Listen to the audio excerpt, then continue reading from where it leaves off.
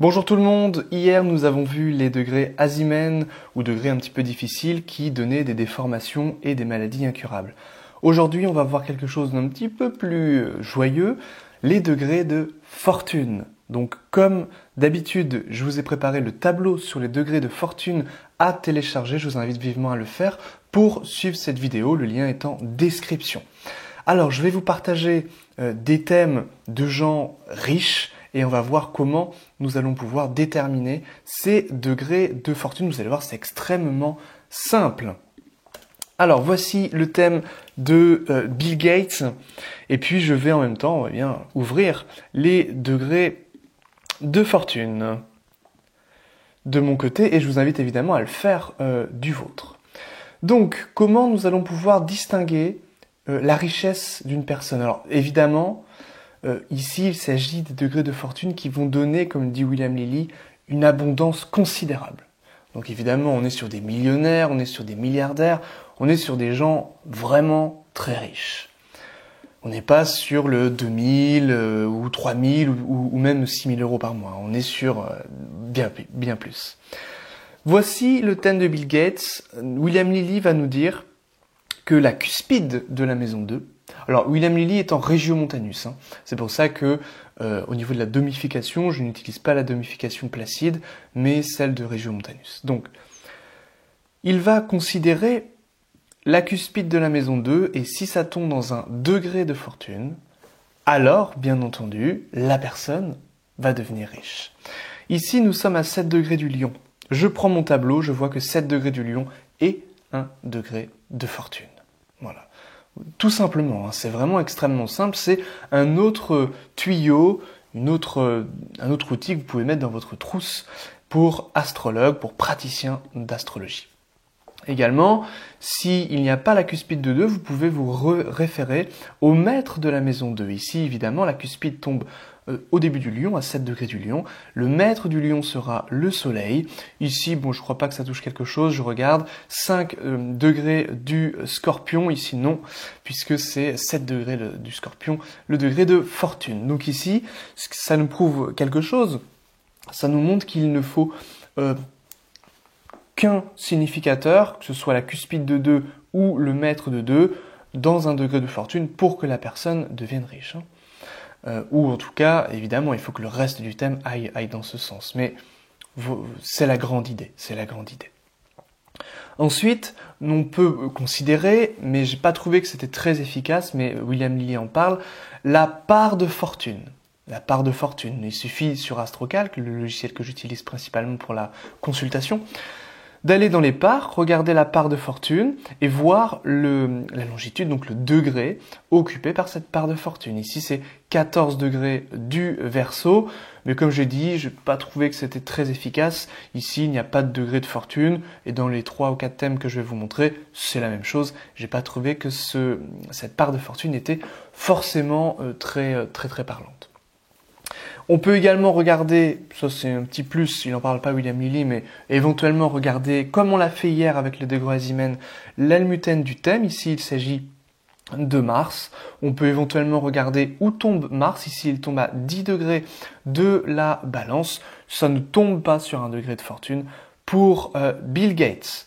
Voilà, donc, ce qui prouve qu'il n'a que 1 degré de fortune au niveau de notre étude, donc qui est avec la cuspide de la maison 2 ici qui tombe à 7 degrés du lion, eh bien ça suffirait à ce que la personne ait une destinée d'une personne riche. Nous allons voir Bernard Arnault, donc évidemment l'homme le plus riche du monde, l'homme le plus riche de France.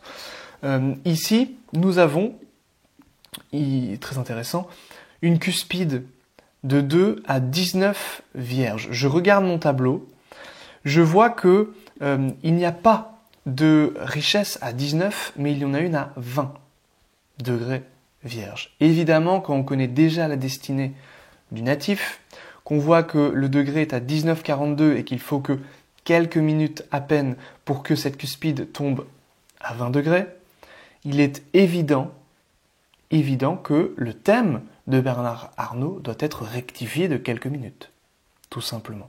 Donc c'est aussi un moyen pour rectifier l'heure. Évidemment, il faut que la personne soit riche. Voilà. Et si la personne a un handicap quelconque, surtout maladie incurable, on l'a vu, handicap physique prononcé, ça peut être aussi un moyen pour rectifier l'heure de naissance. Ensuite, nous pouvons regarder le maître de la maison 2 qui est Mercure. Mercure tombe à 18 du Verseau.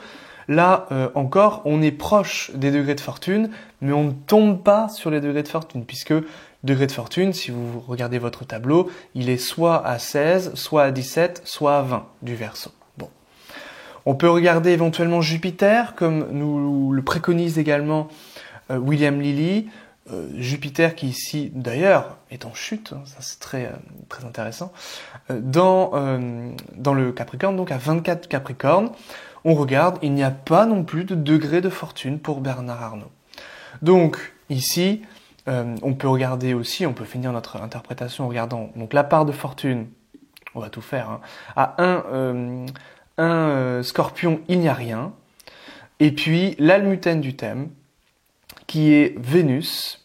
Vénus qui tombe à 4 des Poissons, et ça ne touche rien. Donc, Bernard Arnault n'est pas riche. Voilà.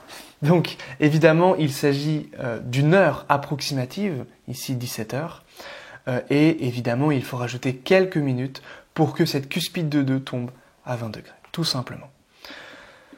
Ensuite, nous allons finir par le thème de Warren Buffett. Donc Warren Buffett qui est un des hommes les plus riches du monde, millionnaire à 30 ans, milliardaire dans sa 55e année je crois. Donc voilà, un investisseur, hein, les gens qui travaillent un petit peu dans le monde de la bourse connaissent très bien Warren Buffett puisque c'est une des premières personnes qu'on rencontre lorsqu'on se forme dans ces milieux-là. Alors, on va regarder la cuspide de 2 tombe à 12 Capricorne. 12 Capricorne, c'est un degré de fortune pour Warren Buffett. Déjà, on sait qu'il sera riche. Donc l'abondance lui arrivera. De manière évidente. Après, bien entendu, ne vous focalisez pas uniquement sur ces critères de degré de fortune. Regardez évidemment l'ensemble du thème, bien sûr. Le maître de 2, Saturne, en maison 1, en domicile, évidemment que c'est quelque chose d'important ici. Le Jupiter, significateur général des finances en exaltation dans la maison 8, l'argent d'autrui, l'argent venu d'autrui, là on est évidemment dans les actions, dans les choses un petit peu comme ça, qui évidemment en plus aspectent le maître de la maison 2, et en plus c'est le maître de 1, donc voilà. On a beaucoup de facteurs ici évidemment qui rentrent en ligne de mire pour l'étude de la richesse. Mais c'est, encore une fois, un outil supplémentaire qui vous permettra, j'espère, d'avancer dans votre interprétation. On peut regarder le Jupiter, il tombe à 13 Cancer. Cancer, il n'y a pas de degré de fortune, paradoxalement, alors que c'est quand même un signe du commerce, un signe de richesse, un signe d'abondance, puisque c'est un signe d'eau. Et puis c'est Manilus l'attribue à Hermès, donc au commerce. Nous pouvons regarder la part de fortune qui, je l'ai dit, toujours pas terrible. Ici, à 10 Poissons, il n'y a rien. Ensuite, on peut regarder le maître de 2, donc qui est Saturne, qui est à 5 Capricorne, il n'y a rien non plus. L'almutène, on peut regarder Mars, hein, éventuellement à 1 Cancer, mais il n'y a rien non plus. Et puis, on peut regarder, et là ça va tomber juste, l'almutène du thème, Mercure. Donc vous voyez, Mercure a plus de points ici. Eh bien, Mercure est à 3 degrés de la balance, et nous prenons notre petit tableau, et 3 degrés de la balance est effectivement un degré de fortune. Donc là, pour Warren Buffett, il y en a 2. Hein.